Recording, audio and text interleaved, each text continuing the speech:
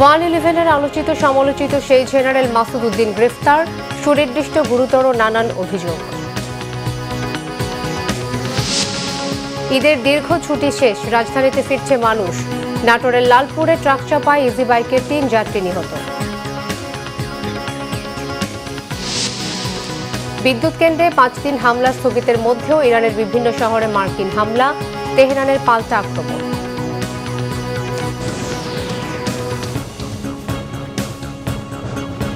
দেখছিলেন crown cement সংবাদ শিরোনাম। 111-এর অন্যতম কুশীলব অবসরপ্রাপ্ত লেফটেন্যান্ট জেনারেল সাবেক এমপি মাসুদ উদ্দিন চৌধুরীকে গ্রেফতার করা হয়েছে। মধ্যরাতে রাজধানীর বাড়িধারা ডিওএইচএস থেকে তাকে গ্রেফতার করে আইনশৃঙ্খলা বাহিনী।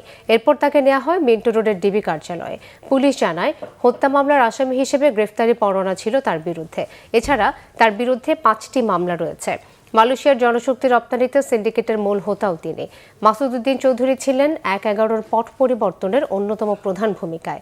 তখন তিনি গুরুতর অপরাধ দমন সংক্রান্ত জাতীয় সমন্বয় কমিটির সমন্বয়ক ছিলেন। তখন বর্তমান প্রধানমন্ত্রী তারেক রহমান সহ রাজনৈতিক নেতাদের আটক নির্যাতনের নেতৃত্বে মাসুদ উদ্দিন চৌধুরীর নাম বারবার উঠে আসে। 2008 সালে অস্ট্রেলিয়ায় বাংলাদেশের হাই কমিশনার নিযুক্ত হন। আওয়ামী লীগ সরকার 3 দফায় তার চাকরির মেয়াদ বাড়ায়। পরে জাতীয় পার্টি থেকে মনোনয়ন নিয়ে সংসদ সদস্য হন অবসরপ্রাপ্ত লেফটেন্যান্ট জেনারেল মাসুদ উদ্দিন চৌধুরী। ঢাকায় রেস্তোরাঁ সহ তার একাধিক ব্যবসাও রয়েছে। ঈদের দীর্ঘ ছুটির পর রাজধানীতে ফিরতে শুরু করেছে মানুষ। দক্ষিণাঞ্চল থেকে লঞ্চে আসা মানুষের ভিড় কিছুটা বেড়েছে সদরঘাটে। অনেকেই কর্মস্থলে যোগ দিতে একটু আগেভাগেই রাজধানীতে ফিরছেন। তবে লঞ্চগুলোতে সপরিবারে ফেরার সংখ্যা তুলনামূলক কম। সদরঘাটের নিরাপত্তা ও শৃঙ্খলা রক্ষায় নেওয়া হয়েছে বাড়তি ব্যবস্থা। বাহাদুর শাহ পার্কের পর থেকে বাস প্রবেশ করতে দেওয়া হচ্ছে না। ফলে মোটামুটি যানজট ছাড়াই রাজধানীতে প্রবেশ করছে দক্ষিণাঞ্চলে রাজধানী ফেরত মানুষ। এদিকে কমলাপুর স্টেশনেও রাজধানী ফেরত যাত্রীর চাপ তুলনামূলক কম। কমলাপুরে আজও রাজধানী ছেড়ে যাওয়া মানুষের ভিড় রয়েছে। এছাড়াও রাজধানীর প্রধান 3টি দূরপাল্লার বাস টার্মিনালেও রাজধানী ফেরত অনেককেই দেখা গেছে। নাটোরের লালপুরে ট্রাক চাপায় ইজি বাইকের 3 যাত্রী নিহত হয়েছেন, আহত বেশ কয়েকজন। পুলিশ ও স্থানীয়রা জানায়, সকাল 7টার দিকে লালপুর থেকে ঈশ্বরদীমুখী একটি ইজি বাইকে নবীনগর এলাকায় চাপা দেয় বিপরীত দিক থেকে আসা একটি ট্রাক। এতে ঘটনাস্থলে একজনের মৃত্যু হয়। চালকসহ আহত 6 জনকে হাসপাতালে নেওয়ার পর আরও 2 জনের মৃত্যু হয়। চট্টগ্রামের সীতাকুণ্ডে কাভার্ড ভ্যানের ধাক্কায় মৃত্যু হয়েছে এক মোটরসাইকেল আরোহীর।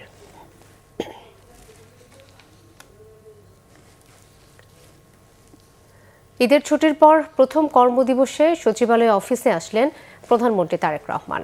তার সাথে বৈঠক করেছেন আন্তর্জাতিক মুদ্রা তহবিল, IMF-এর এশিয়া ও প্যাসিফিকের পরিচালক কৃষ্ণ শ্রীনিবাসন। এ সময় অর্থমন্ত্রী আমির খসরু মাহমুদ চৌধুরী, অর্থ উপদেষ্টা রাশেদ আল মাহমুদ তিতুমির ও অর্থ সচিব ডক্টর মোহাম্মদ খায়রুজ্জামান মজুমদার উপস্থিত ছিলেন। প্রধানমন্ত্রীর অতিরিক্ত প্রেস সচিব আতিকুর রহমান রুমন জানিয়েছেন, প্রধানমন্ত্রী সকাল 9টা 1 মিনিটে সচিবালয়ে তার দফতরে পৌঁছেন। গুলশানের বাসা থেকে বের হন সকাল 8টা 40 মিনিটে। অফিসে এসে কর্মকর্তা কর্মচারীদের সাথে ঈদের কুশল বিনিময় করেন। এরপর প্রধানমন্ত্রী তার দাপ্তরিক কাজ শুরু করেন।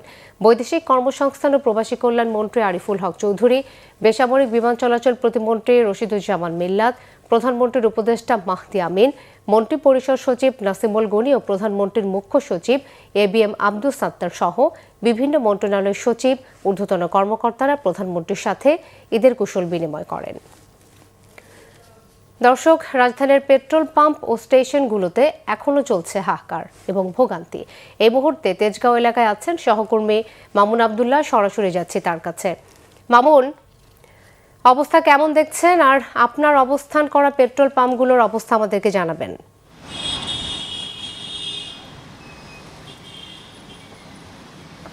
মিথিলা, আপনাকে ধন্যবাদ। আপনার প্রশ্নের উত্তর দিয়ে যেটি শুরু করতে চাই, অবস্থা আপনি জানতে চাচ্ছিলেন।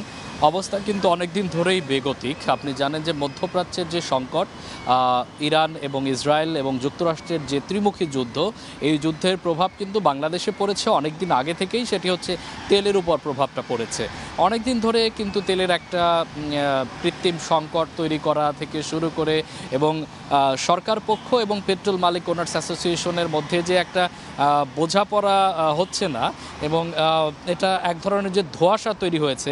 গতকাল গতকালকে কিন্তু সে বিষয়টি আরও স্পষ্ট হয়েছে। আপনি জানেন যে সরকারের পক্ষ থেকে বলা হচ্ছে যে অকটেন ডিজেলের কোনো সংকট নেই, কিন্তু পেট্রোল পাম্প মালিক ওনার্স সমিতি বলছে যে তারা যে পরিমাণ তেলের প্রয়োজন এই স্টেশনগুলোতে সে পরিমাণ তেল কিন্তু পাচ্ছে না।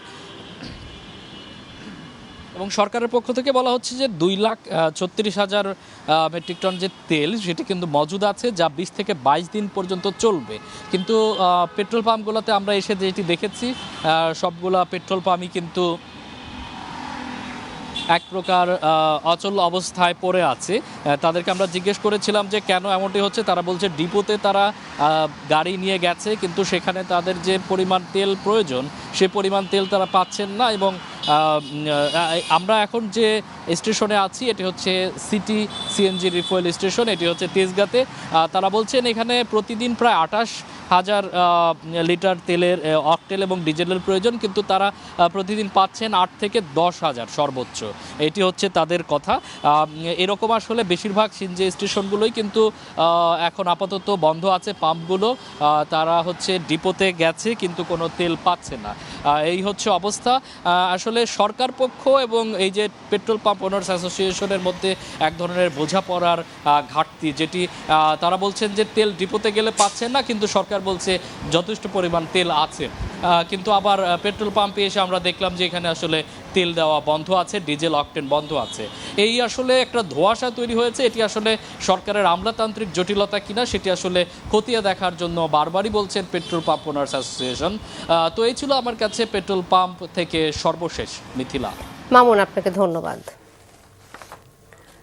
এদিকে মধ্যপ্রাচ্যে যুদ্ধাবস্থায় গতকাল চট্টগ্রাম বিমানবন্দরে 11টি আন্তর্জাতিক ফ্লাইট চলাচল করেছে, বাতিল হয়েছে 7টি।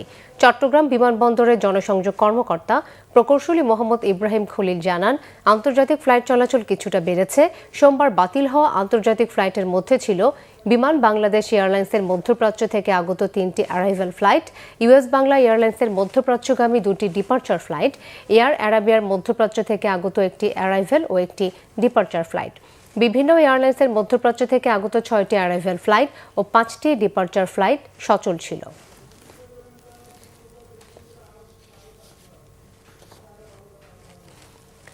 ইরানের বিদ্যুৎ কেন্দ্রে হামলা চালানোর বিষয়টি 5 দিনের জন্য স্থগিত করলেও দেশটির বিভিন্ন শহরে হামলা অব্যাহত রেখেছে ইসরায়েল ও যুক্তরাষ্ট্র। যুদ্ধের 25তম দিনে পাল্টা ইসরায়েল ও মার্কিন ঘাঁটি লক্ষ্য করে হামলা চালাচ্ছে ইরানও। মঙ্গলবার ভোরে ইরানের তেহরান সহ আশেপাশের শহরের কয়েক দফায় হামলা চালায় মার্কিন বাহিনী। রাজধানীর একটি বিজ্ঞান বিশ্ববিদ্যালয়ে মার্কিন হামলায় এক অধ্যাপক ও তার 2 সন্তান নিহত হয়েছে। এ পর্যন্ত ইরানে নিহতের সংখ্যা 1,500 ছাড়িয়েছে।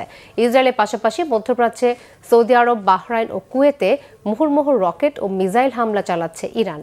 যুদ্ধের ইতি টানতে ইরানের সাথে যুক্তরাষ্ট্রের ফলপ্রসূ আলোচনা চলছে। মার্কিন প্রেসিডেন্ট ডোনাল্ড ট্রাম্পের এই দাবি আগেই নাকচ করেছে ইরান। এগুলোকে ভুয়া খবর এবং আর্থিক ও তেল বাজারকে প্রভাবিত করতে ট্রাম্পের নয়া কৌশল বলে মন্তব্য করেছেন ইরানের পার্লামেন্টের স্পিকার মোহাম্মদ বাগের গালিবাফ।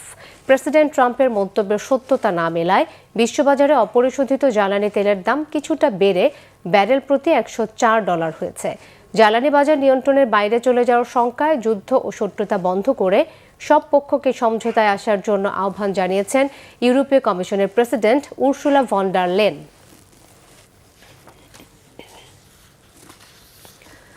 এই ছিল এখনকার মতো। পরের সংবাদ বেলা 2টায়। এর আগে একটা রয়েছে নিউজ টপ 10 দেখার আমন্ত্রণ রইল। ধন্যবাদ সবাইকে।